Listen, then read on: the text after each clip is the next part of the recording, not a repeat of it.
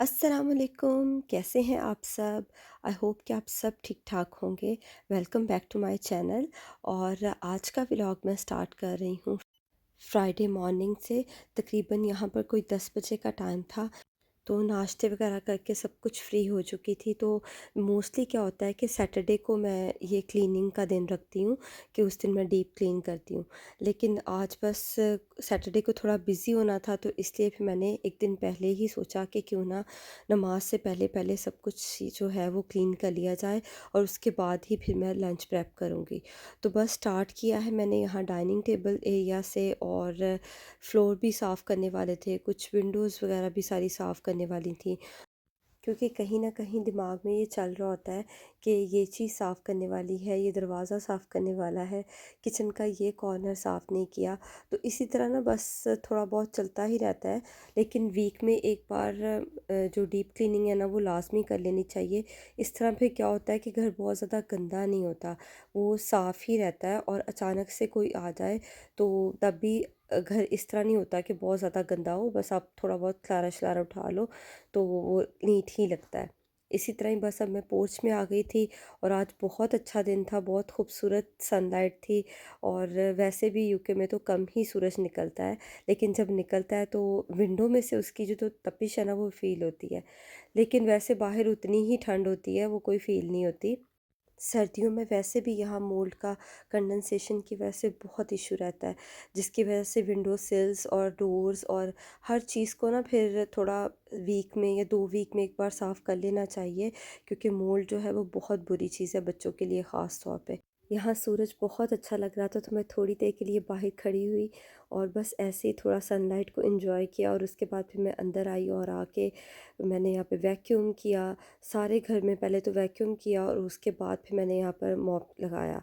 लेकिन ये था कि उतनी देर में ना थोड़ी सनलाइट अंदर भी आ रही थी, इसलिए मैंने घर की विंडोज़ को ज़रा खोल दिया था, ताकि थोड़ी सनलाइट अंदर आए, थोड़ी फ्रेश एयर अंदर आए, कुछ अच्छा फ़ील हो। क्योंकि सर्दियाँ तो वैसे ही यहाँ पर जो है ना वो जाने का नाम नहीं लेती जल्दी। तो बस जहाँ पर जितना भी मैंने मॉप किया था, उसके बाद जो चीज़ें थी उन्हें अपनी जगह पे सारा सेट किया। और ना ये मेरा जो छोटा बेटा है ना, इसको वैसे तो मैं इसे पेन्स और पेंसिल्स बहुत दूर रखती हूँ, लेकिन ये फिर भी कहीं न कहीं से जो है ना वो निकाल लेता है। और इस बार तो गलती मेरी ही थी, मैंने इसे दे दी, और उसके बाद बस ये अब नतीजा जो है आपके सामने है। मोस्टली मैं उसे अपनी निगरानी में ही देती हूँ, लेकिन इस बार ना मैं थोड़ा किचन में चली गई थी, तो उसने यहाँ पर ये सारी लाइंस लगा दी हैं। बस इसको मैं थोड़ा टचअप करूँगी। मैंने ये थोड़ा-सा पेंट जो है ना ये रखा हुआ है ख़ास तौर पे हॉलवे के लिए ना। तो बस यहाँ पर बाकी स्कर्टिंग बोर्ड्स को साफ़ किया। और इतनी देर में ज़ोहर का टाइम हो चुका था, और आज जुमे का दिन था, तो बस सुकून से नमाज़ अदा की। क्योंकि अभी तक बच्चे घर नहीं आए थे, तो मुझे बहुत यहाँ पर ना अच्छा फ़ील हो रहा था, तो मैंने काफ़ी टाइम यहाँ पर गुज़ारा। और मेरी लास्ट वीडियो में ना एक सिस्टर ने कमेंट किया था कि मतलब हम सिर्फ जल्दी जो है ना वो नमाज में ही करते हैं। वैसे उनकी बात सही भी थी कि हमें और सब काम हम सुकून से कर लेते हैं, लेकिन नमाज में वाकई हम बच्चों का भी कर देते हैं, और जल्दी भी हमें पड़ी होती है। बात तो वैसे उनकी ठीक थी।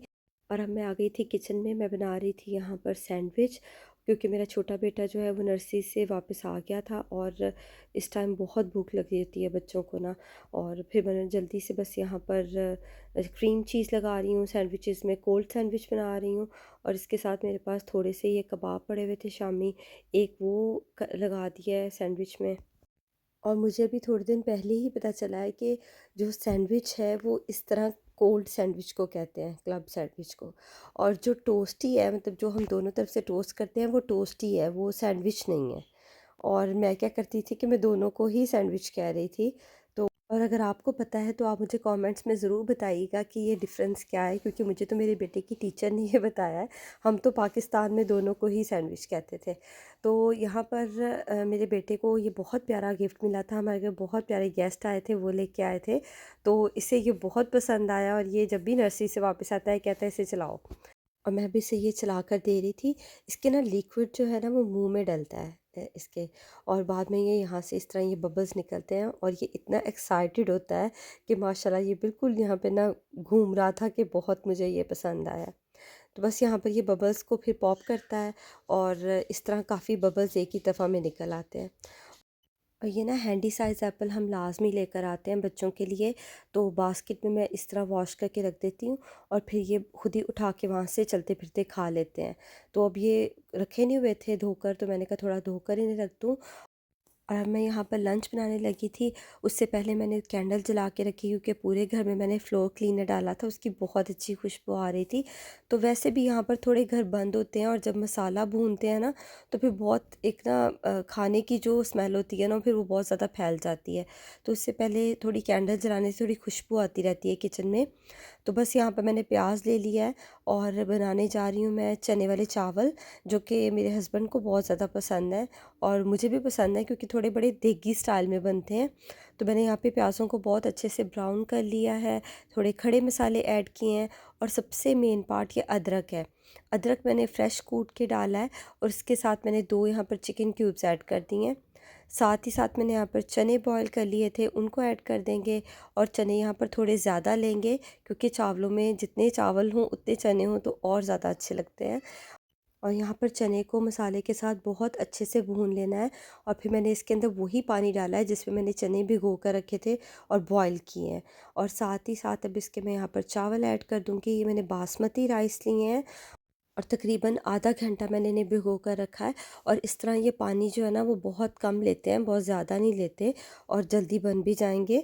और बस मैंने यहाँ पर इन्हें दम लगा दिया है। अब साथ दिल कर रहा था कि थोड़े कोई दही भल्ले टाइप हों या दही बड़े, तो वो थोड़ा ना अच्छा लगेगा। और सैलड मैंने साथ इसके नहीं बनाया, बस यहाँ पर दही ले लिया है ग्रीक योगर्ट और दही बड़े जो मेरे पास पहले फ्रीज़र में पड़े हुए थे उनको मैंने नीम गर्म पानी में भिगो दिया था।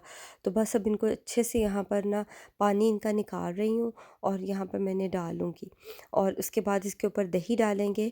दही के अंदर मैंने सिंपल ज़ीरा डाला है, थोड़ा सा नमक डाला है और अब इसके ऊपर चाट मसाला जाएगा और थोड़ा सा मैंने ये ना चटनी प्रिपेयर की है मिंट की, वो और प्याज जाएगा और थोड़े से यहाँ पर टमाटर। और उसके बाद मैं काफ़ी सारे चने इसके अंदर भी ऐड कर रही हूँ। तो आज चने जो है ना वो मेन डिश है हमारी दोनों तरफ ही ना। तो इसके साथ ही यहाँ पर मैंने इसमें थोड़ा और चाट मसाला ऐड किया और एंड पे मैं यहाँ पर कुछ सॉस इसके ऊपर ऐड कर दूँगी।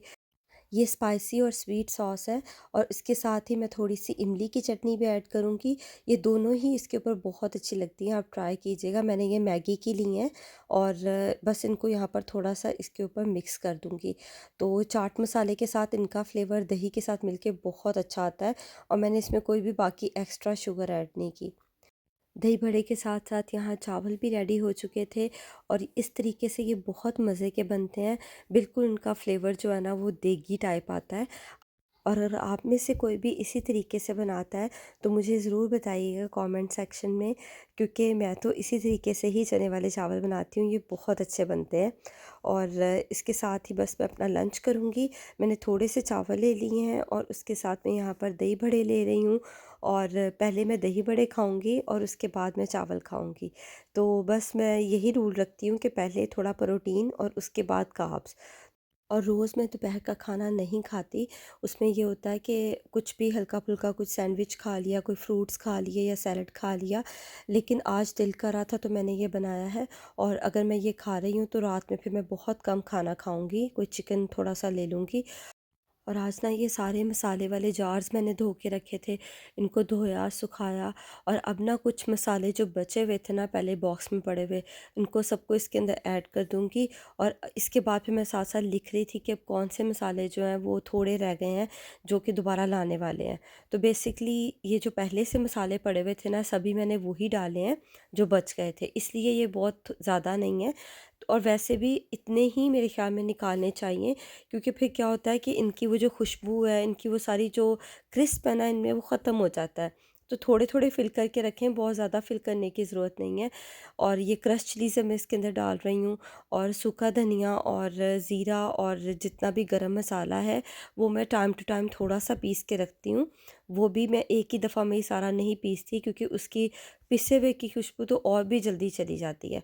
तो इसलिए बस अभी मैं थोड़े ही मसाले इसके अंदर डाल के रख रही हूँ। और इसी तरह ही जो मेन नमक, मिर्च और हल्दी है ना, उनको मैं एक तीनों को एक बॉक्स में डाल के रखती हूँ, ताकि मैं वो एक दफ़ा ही निकालूँ और डाल लूँ।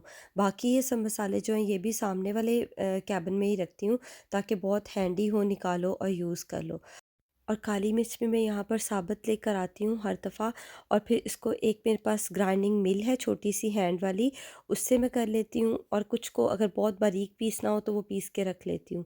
लेकिन जो फ्रेशली ग्राइंडेड होती है ना, उसका टेस्ट ही कुछ और होता है काली मिर्च का ना। तो यहाँ पर सारे मसालों को अब मैं इनके ठिकानों पे रख रही हूँ, और यहाँ पर मैंने कुछ यहाँ पर राइज़र्स रखे हैं, जिसकी वजह से मुझे पीछे वाले मसाले जो है ना वो क्लियरली नज़र आएँगे, और इस तरह फिर वो मुझे बहुत ज़्यादा ढूँढना नहीं पड़ेगा उन्हें ना। और इसके साथ ही आज का व्लॉग यहीं तक था। मुझे दीजिए इजाज़त, दुआओं में रखिएगा याद। अल्लाह ताला आपके लिए बहुत आसानियाँ करे, और अगर आपको मेरा आज का व्लॉग अच्छा लगा है तो मुझे ज़रूर बताइएगा। अल्लाह हाफ़िज़।